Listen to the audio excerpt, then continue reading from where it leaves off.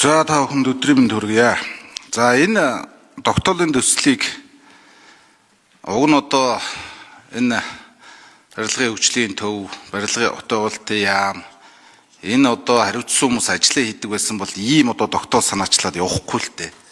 Тэгээ энэ тогтоол санаачлаад ингээд хилцэж чинь гэдэг чи одоо нэг нин уг хэлэхэд арга ядсан л арга штэ. Төслүүд нь бүгд одоо ихэнх нь ингээд амжилтгүй болцсон.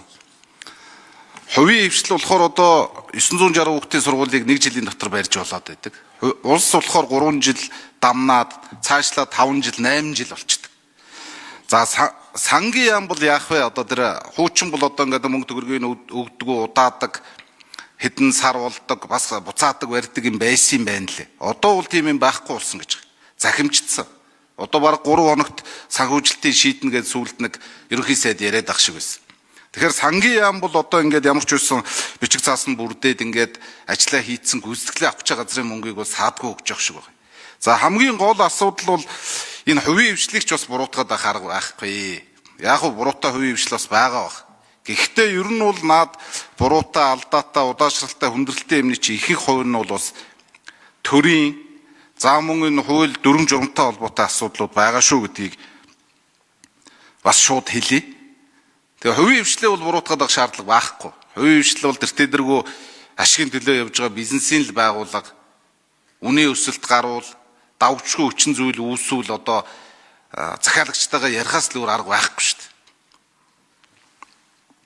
Тэгтэйгэн зэрэг энэ барилгын хөгжлийн төв, зам тээврийн хөгжлийн төв, эрчим хүчний хөгжлийн төв билүү те. Энэ газрууд одоо энэ зураг төсөл магадлалыг бүгдийг хянаж байна. Мөн захиалагчийн хяналтыг хийж байна.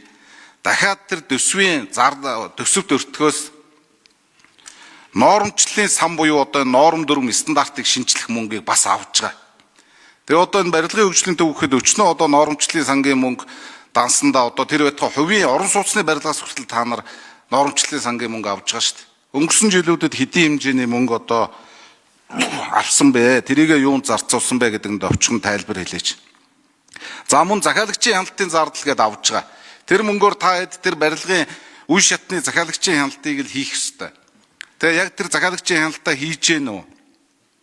Тэр захиалагчийн хяналт хийж явах үед ч л тэр үнийн өсөлт буюу эсвэл тэр дутуу ажлын тоо хэмжээ хийсэн хийгээгүй ажил гэдэг олон юмнууд чинь тэр үед л яригдэн шүү дээ. Тэгээ яг та хэд бас энэ захиалагчийн хяналт, норм стандартын шинжилэл энэ юмнуудаа ер нь хийж чадчихэв үү? Ер нь өнөөдөр энэ барилгын хөгжлийн төв нүсэр бүтцтэй орон тоотой ажиллаж байна. Тэр байтугай сүүлд сонсоход 4 дэд дарахтай болсон гэдэг. Нөгөө төрийн хэмнэлт чи хаана байна? Яагаад 4 дэд дарахтай болсон юм бэ? Тийм их одоо олон дэд дарахтай шаардлага байгаа мó? Гэдэг зүйлийг асууя. Тэгээд ер нь цаашдаа одоо энэ барилгын хяналт, энэ норм стандартын шинжилэл, энэ одоо зүйл дээр энэ зөвлөх үйлчилгээ, энэ юмн дээр бол хувийн хвшлэл давамгайлж явах ёстой шүү. Өнөөдөр одоо төрөөс цалиа авчаад төрийн нэрээр тэгээ баахан хяналт тавьж байгаа гэдэг ингээд хувийн хвшлийг бас цаг хугацааг нь үрээд дарамтлаад ч юм уу эсвэл одоо ингээд хувийн хвшлд хүндрэл учруулад байдаг ийм зүйл байж болохгүй гэж хэлээ.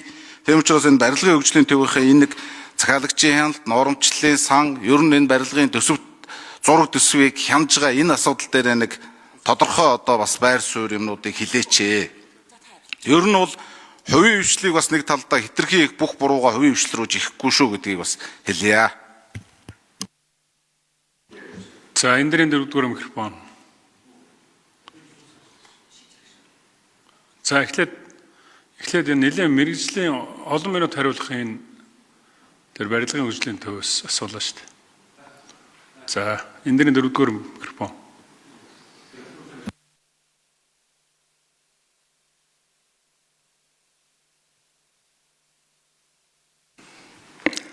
За хоёр гишүүний асуултанд хариулъя. Барилгын хөгжлийн төвийн захирлын төр орлон гүйцэтгэгч Мөнхбаатар байна. За барилгын хөгжлийн төв төрийн өмчин бодлого зохицуулалтын газраар 43 дугаар тогтоолоор бүтцийн өөрчлөлт хийгдсэн байгаа. Одоогоор 3 газрын даргатайгаар үйл ажиллагаа явуулж байгаа. Дэд дарга бол байхгүй байгаа. За нормчлалын сан мөн одоо барилгын хөгжлийн төв дээр төвлөрч ажилладаг. За нормчлалын сан мөн одоо бас тусгай журамтай мөн өөрийн зөвлөлтөөр бас яам дээр төвлөрч зарцуулалт нь хянагдаж ажилдаг байгаа. Бид норомчлалын сангаас барьж байгаа хамгийн гол зорилго бол төсөл хэрэгжүүлж байгаа аж ахуй нэгж байгууллагууд хувийн хвшлийнхандаа номчлол стандартыг ойлгомжтой тодорхой болгох, цаг үетэйгээ уялдсан өөрчлөлт шинжилтүүдийг цаг алдахгүй хийж хэрэгжүүлэх тал дээр онцгойлон анхаарч ажиллаж байгаа. За захиалагчийн техникийн хяналтыг мөн барилгын хөгжлийн төвөөс тавьж ажиллаж байна. 2025 онд 412 төсөл арга хэмжээнд захиалагчийн техникийн хяналтыг тавьж ажиллаж байсан. Одоо энэ жилийн хувьд бол 2025 оноос он дамжаад 2026 онд хэрэгжиж байгаа 334 төсөл арга хэмжээндээр захиалагчийн техникийн хяналтыг тавьж ажиллаж байна. Захиалагчийн техникийн хяналтыг тавьж ажиллахдаа бид бас орон нутгийнхаа газрын харилцаа барилга хот байгуулалтын газартаа хамтран ажилладаг байгаа. За энэ жилийн одоо бидний барьж байгаа бас гол зорилт бол орон нутагт ажиллаж байгаа төрийн бус байгууллагууд, холбоодууд, мөн одоо барилгын салбарын инженер техникийн ажилчид бол одоо 8000 гаруй бидэнд байгаа. Эдгээр ажилчдын хүч нөөц бололцоог хамтдаа заачлан ажиллах тал дээр бас онцгойлон анхаарч байна. 500-аас 1000 км газарт одоо байнга явж захиалагчийн техникийн хяналтыг тавих боломж байхгүй. Тийм болохоор орон нутгатайгаа хамтарч ажилладаг. Мөн одоо бид бас сүүлийн үеийн шинэлэг технологиудыг барилгын талбай дээр одоо цахим хэлбэрээр хяналтын камеруудыг тавих тал дээр бас хамтран ажиллагаар Монголын цахилгаан холбоо төрийн өмчит компанитайгаа хамтран ажиллаж байна. Бидний барьж байгаа гол зорилго бол одоо барилгын салбарын нийт төрийн бус байгууллагууд, холбоодууд, инженер техникийн ажилтнуудаа хамтран ажиллах, мөн одоо хүний хамаарлыг багасгах, төрийн нөлөөллийг багасгах үүднээс иж бүрэн захимжуулахаар зорилт төвшүүлэн ажиллаж байна. Гүн нэлээд нэрийн асуултууд асуусан. Баахан одоо нэг тийм бодлого ирчээд явчихна. Наашаа өнөөдөр өдөр тутмын амьдрал дээр барилгын хөгжлийн төвчин олон одоо компаниудын одоо хамгийн их авилгацсан хамгийн их тэр одоо инженер техникийн ажилт компаниудыг хүн суртал үзүүлдэг байгууллага шүү дээ. Тэгэхээр их гоё юм ирчээ суучих юм. Мэргэжлийн бус байх шиг байх юм.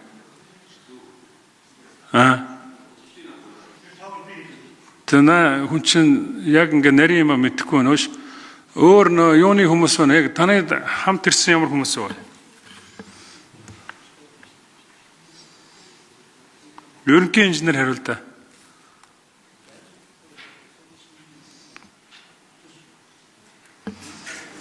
Занд очрын их хөргөл гэж.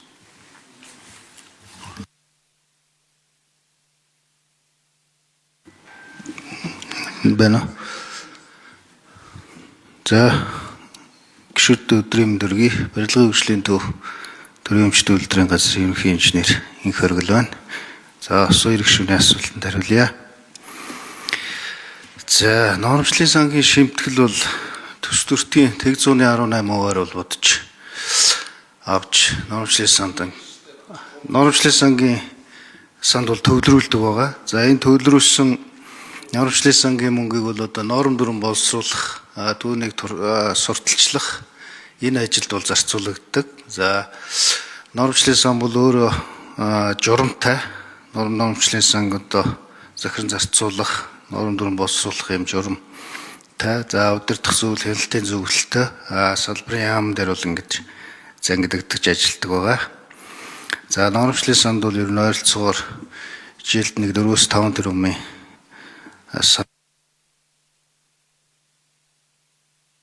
За шижир хууль санаачлагч шижир хариулна. Тэр тоонууд нь би хэлээд байгаа асуух гişүнэ. Ер нь бол 2025 он усан төсөв хэлж байгаад 26 он усан төсөв орж ирж байхад өмнөх оноос шилжиж орж ирсэн 149 төсвөлбөр байгаа. Тэгээ энэ дандаа юунууд нь төсөв төртүүд нь анхны үр төсөв нэмэгдсэн бохгүй юу? Тэгээ үүний цаана бол юу гэдэг вэ гэхээр хувийн хвшлэн буруу гэж надлаасаа харж бас болохгүй. Зарим компаниуд миний ойлгож байгаагаар мэдэж энэ тендер рүү орд юм шиг. Угаасаа төсөв төртөө нэмэгдүүлнэ гэдэг урдсан яриатай. Ингээ орж ирдэг. Зөвхөн 2026 шилж орж ирж байгаа 140 төсөл чинь 631 тэрбум нэмэгдэж байгаа шүү дээ. Гэтэл өнгөрсөн 10 жилийн хугацаанд 2016 оноос хойш Монгол улс улсын төсвөр нийтдээ 2100 орчим барилга байгуулж барьсан байгаа. 2115 ширхэг. Үүний 1062 сургууль цэцэрлэг. 70% нь анхны төсөв төртөөсөө нэмэгдсэн. 70% шүү. Дараа нь шаардлагагүй барилга байгууламжийг харахад нийтдээ 623 барилга байгууламж. За энэ дотор нөгөө соёлын төв, багийн төв, иргэдийн уулзах төв гэдэг бас бүгдээрээ 1.8 нэмж тодруулах. Тэгээ одоо тэр бусад одоо эрдэд үйлчлэх төв, багийн нийтийн төв гэдэг ч юм уу ийм хэмжээний 623 барилга байгууламж байгаа.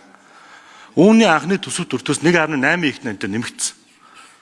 Тэгээ бид нэр ингээд 100 хүүхдийн одоо цэцэрлэгийн дотор байрыг 3 жил дараалал барьцдаг. Сумын төв дээр 1.5 км замыг 3 жил хуваагаад тавьчих байгаа байхгүй. 500 метрээр нь. Тэгээ төсөвт өртөх нь ингээд жил болгоо нэмэгддэг, анхны төсөвт өртөхөөс нэмэгддэг. Энэ бол цаана баг авирлын шинжтэй үйл ажиллагаа байхгүй да. Тэгээ энийг энэ барилгын үйлчлэлийг хариулж чадахгүй нь аргагүй шүү дээ. Энийг мэдчихэж байгаа юм чи. Тэгээд улсын төсөө сүүлийн 10 жил 2000 орчим төсөл төлбөрийг санхүүжүүлээд ямар нэгэн байдлаар бетон цутгаад ингээд барилга байгуулж барьсан. Энэ нөгөө талдаа хөрөнгө оруулалт юм шиг мөртлөө эргээд харахад урсгал зарлаа дийлхэ болоод өнөөдөр манайх улс чинь хөрөнгө оруулалтын зарлалгүй болж эхэлж штэ. Тэгэхээр энэ 2000 барилга байгууламж чинь цаана бүгд төсөв төртөө нэмэгдсэн. Ардаа бүгд цайлагчтай. Хин